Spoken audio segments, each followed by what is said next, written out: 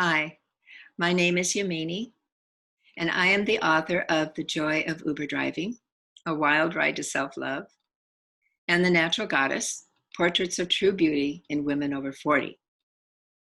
Well, I'm going to be conducting a series of interviews on the subject of the fear of dying. And before we get into that, I'd like to read a quote from one of my favorite teachers, Osho. "And the greatest calamity that has happened to the human mind is that he is against death. Being against death means you will miss the greatest mystery.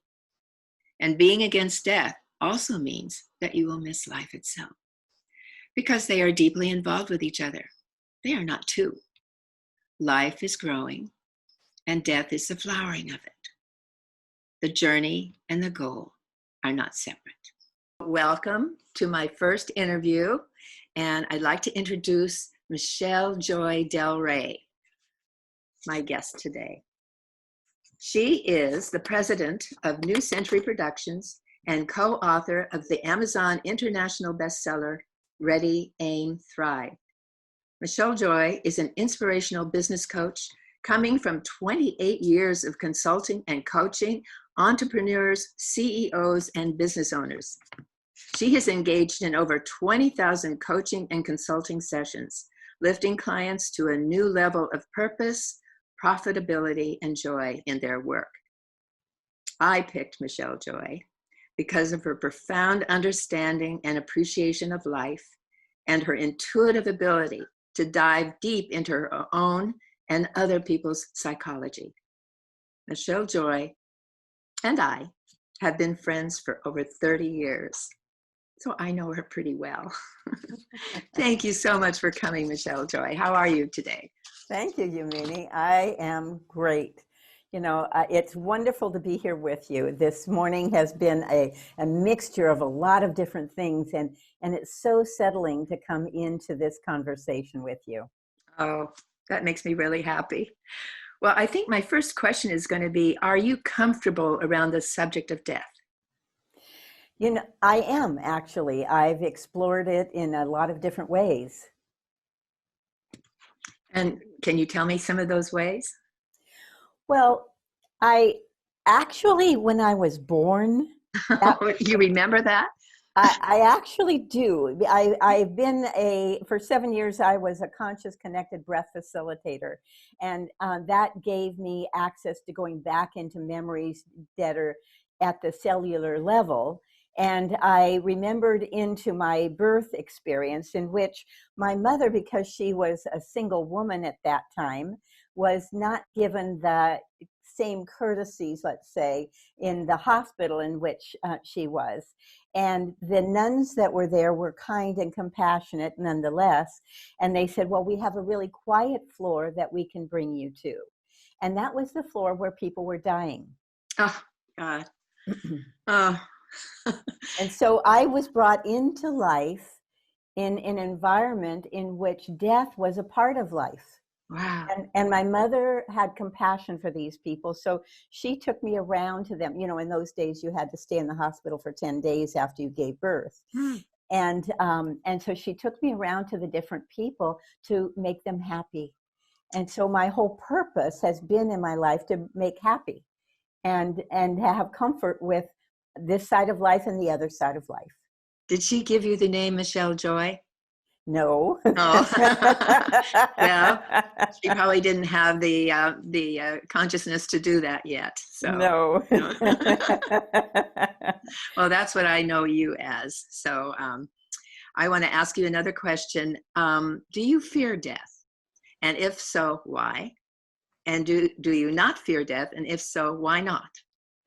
Well, fear comes up, like the people I'm going to lose, or that or I'll be missed by people, and right. You know, there are things specific that come up for me that are fearful.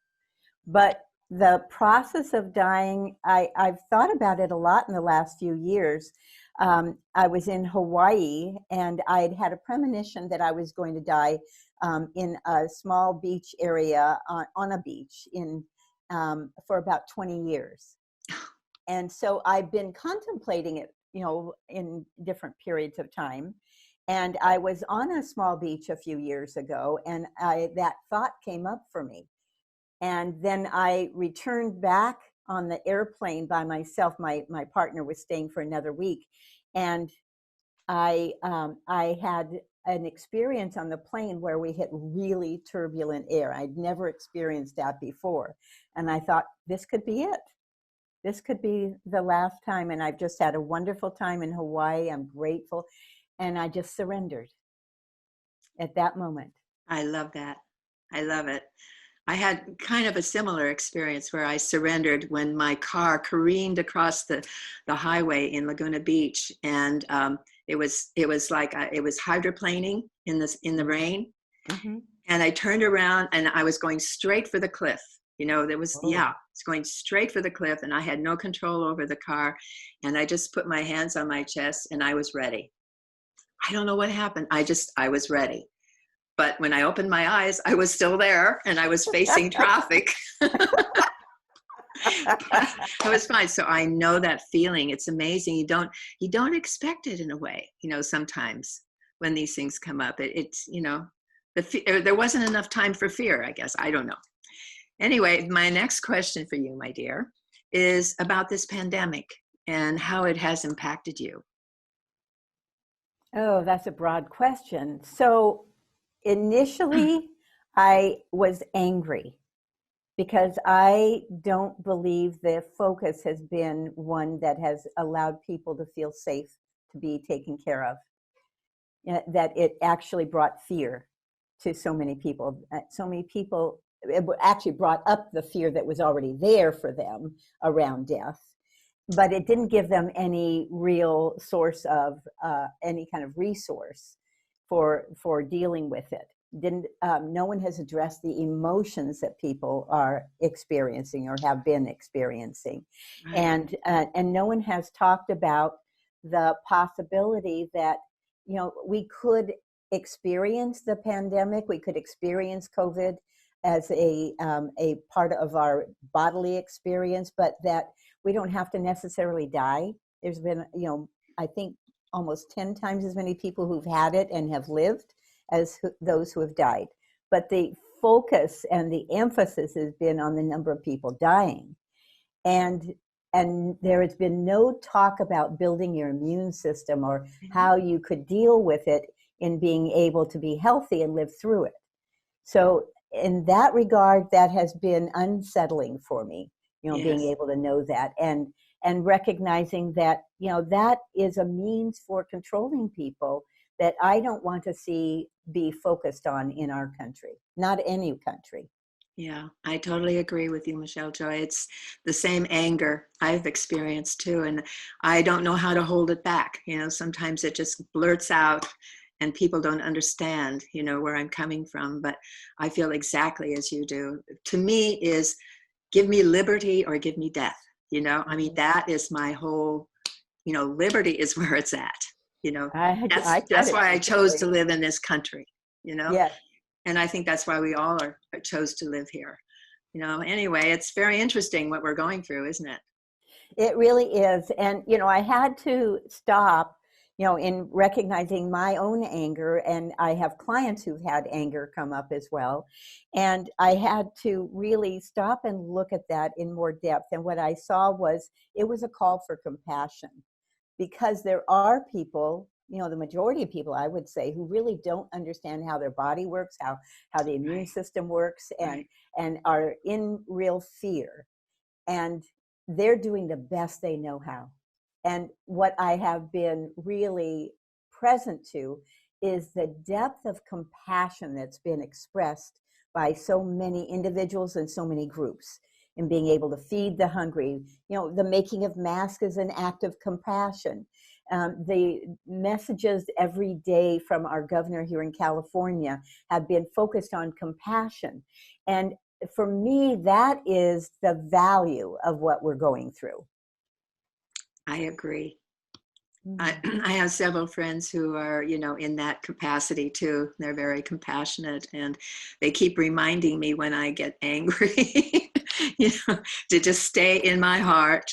So then I go and I meditate on that. But anyway, What has been, tell me about your experience around death and birth and the dying.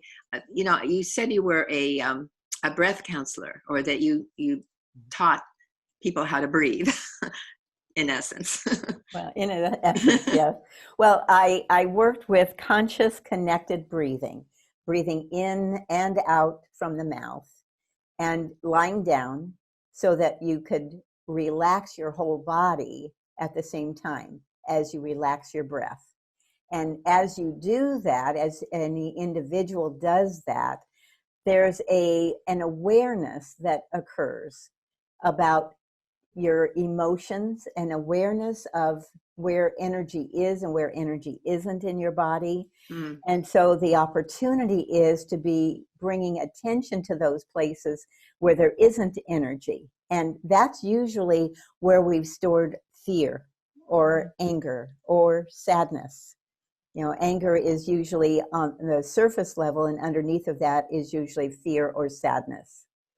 And so there's a lot of people who have not expressed this sadness in a dear one who's left, and they haven't grieved. They haven't expressed the love that they have for that person, or there was incompletion in the relationship that never got resolved. And so those emotions that have been unexpressed are stored at the physical body level, at the cellular level. And so in conscious connected breathing, each person has an individual experience, but in general, what happens is you first of all experience what's more surface level that you're conscious about, but that as you go deeper and deeper and deeper into breathing, you go deeper into the emotions, and you may actually start to see a visual picture, or you may just feel the emotions. But what those emotions are the ones that are unexpressed, and it gives you access to being able to release them.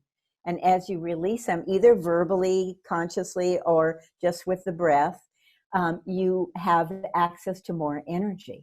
So you really have an opportunity to rebreathe aliveness into your physical body. And there are some who've really taken this practice on for years and at a very deep level, who have done that with the commitment to transforming their belief in dying. That it's possible that we may actually have a belief that brings us into the experience, and then that's what is the transformative experience of dying. It's possible also that it's our belief that brings us into having a thought that we will die. And I don't know about that. I haven't decided on that yet. Yeah. I live in the question. Interesting. Are you going to be pursuing that question at all? Oh, I've been pursuing it since I did breath work. Oh, yeah. Oh, that's very interesting, Michele Joy. Thank you for bringing that up. I'm sure nobody else is going to talk about that, because I know that you were in that capacity, that you did that work, and that's very special work. And do you know anybody that does that now that people can be referred to? Oh, I don't have them on the top of my mind right now, but I do have some resources. So if anyone has a question, you're absolutely welcome to contact me, and I'll give the resources. And where can they contact you? Oh, I thought they would contact you. So they can contact me at micheljoy.com. That's my website. It's all right. MICHELJOY, micheljoy.com. All right. Thank you. I think that's really incredible, and I hope that people do look you up. Thank you. Okay, and now, do you believe in reincarnation, Michele Joy? Well, back to the breath work that I did, I actually experienced other lifetimes. And really? Yes, I did. In fact, the lifetime that I have now has some characteristics from the past. And I have chosen to heal areas that were unhealed at that time. So, in having breath work, going beyond the surface is just one level. Going deeper into this entire life, and then going deeper into the actual birth experience, is another level. But underneath of that is past life. and we continue to store that in our cells as well. Wow, that's really fascinating. Can you describe any of your past lives that you went through, that you experienced? Well, one was as a teacher of the royal children in Egypt. Hmm. And so I had an experience there in which one of the royal children was a very active little boy. And when we went on a trip on the Nile on a boat, and he was not listening, he was not paying attention, and he fell overboard and he was eaten by, I don't recall in this life if it's alligators or crocodiles. I think it's crocodiles. And he was eaten by the crocodiles. And in the Egyptian belief at that time, if you did not have a body to be able to have buried in the Egyptian tombs, you would not have an afterlife. Oh my gosh. And so that was the worst kind of death that could happen. Oh. And so because I was a beloved teacher, I was not killed for that, but I was faced with the end of my life being similar. I would not have the ability to have an afterlife.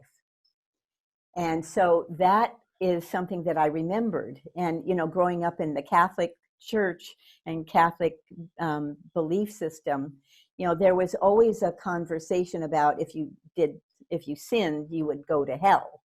You know, to me, that equated to no afterlife. And so that was a center of concern for me growing up. Mm. And I resolved it for myself when I had this memory of Egypt. And I actually realized, you know, that we have multiple lives. And in this lifetime, I'm free to be able to know that there is always an afterlife. Oh, that is amazing. That's an incredible story.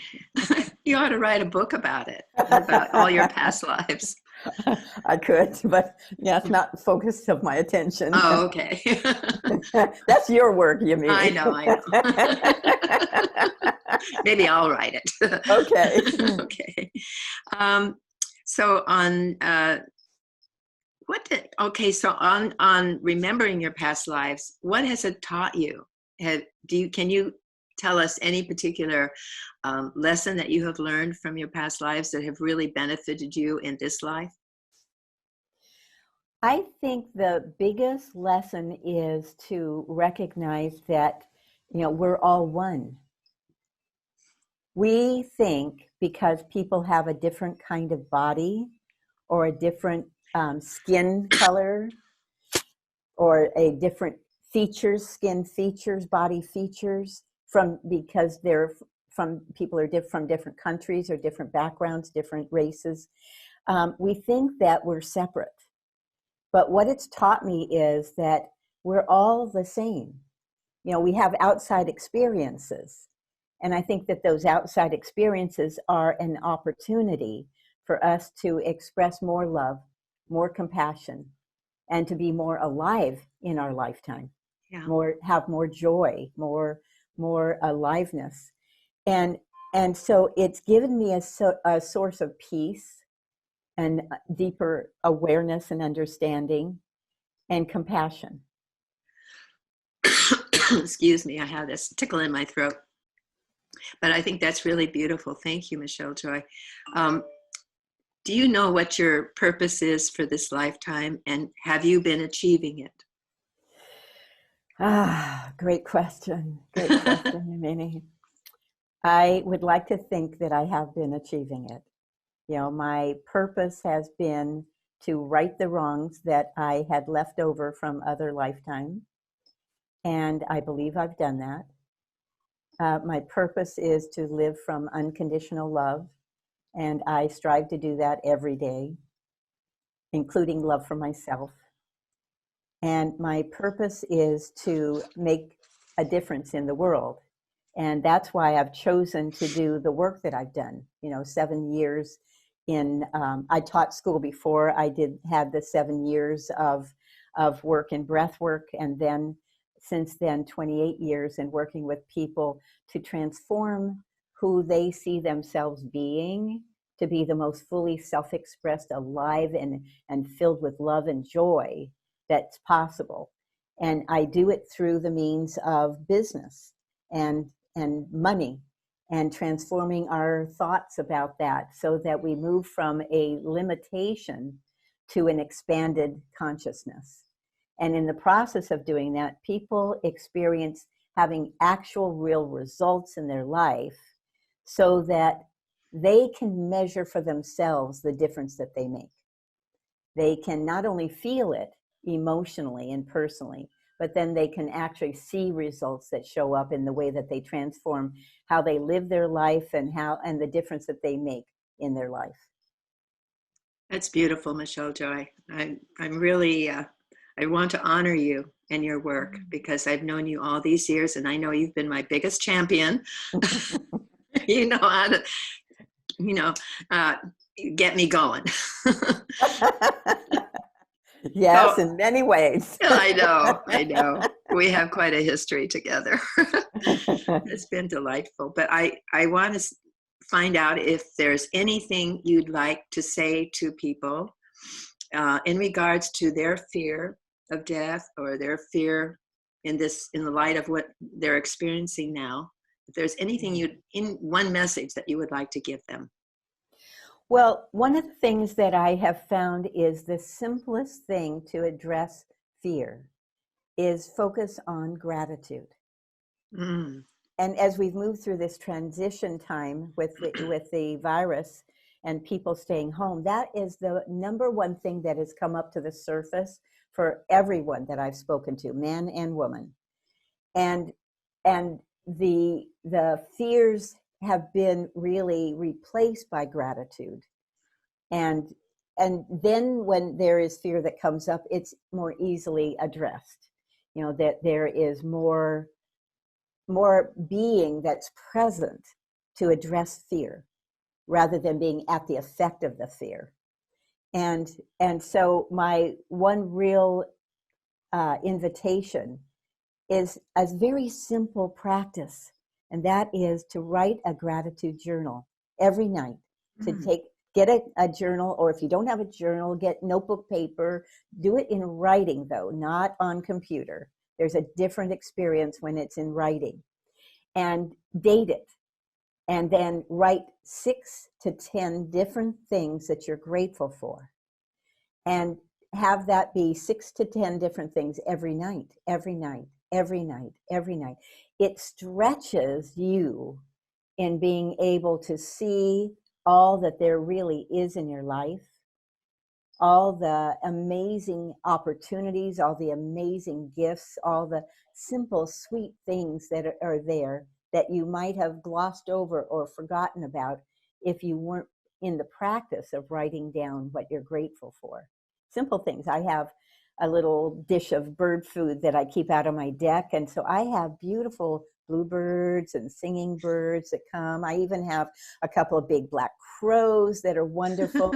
And 2 or 3 doves that come, and so I get to have the variety of birds that I love so much come to me, and I get to just turn around and see them throughout the day. I get to see a sunset from here. I have a vision right through the trees down towards the beach area.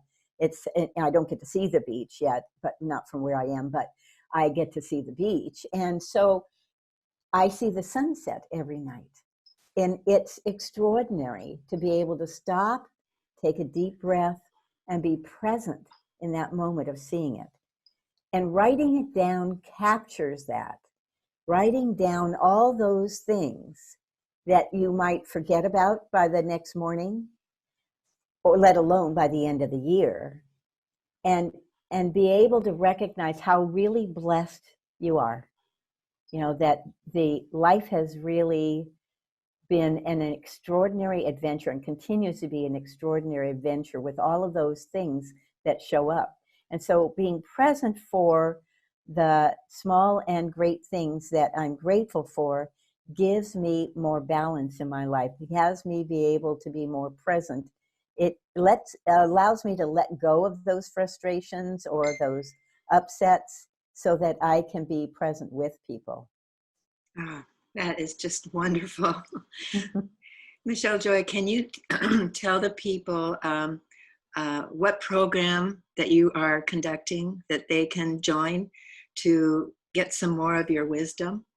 Oh, well, I have a 30-day empowerment program that's free of charge, Wow. where we've launched it at the beginning of this pandemic to have a group in every state in the country.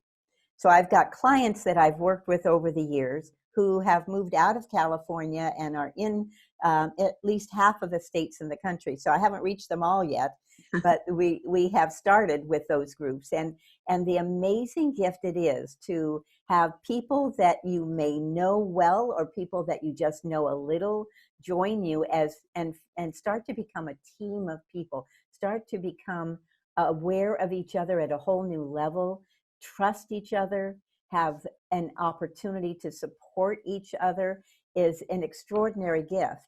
And so I offer that as a free gift.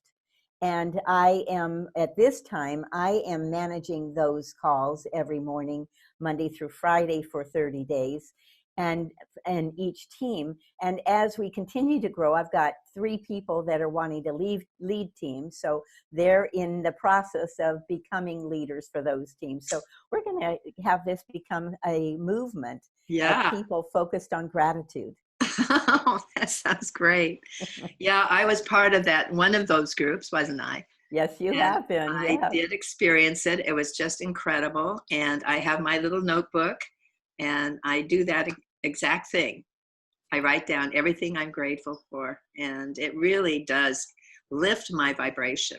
You know, anytime I get stuck in the negative thoughts that come up, I just go right for that book and I say, oh, wait a minute.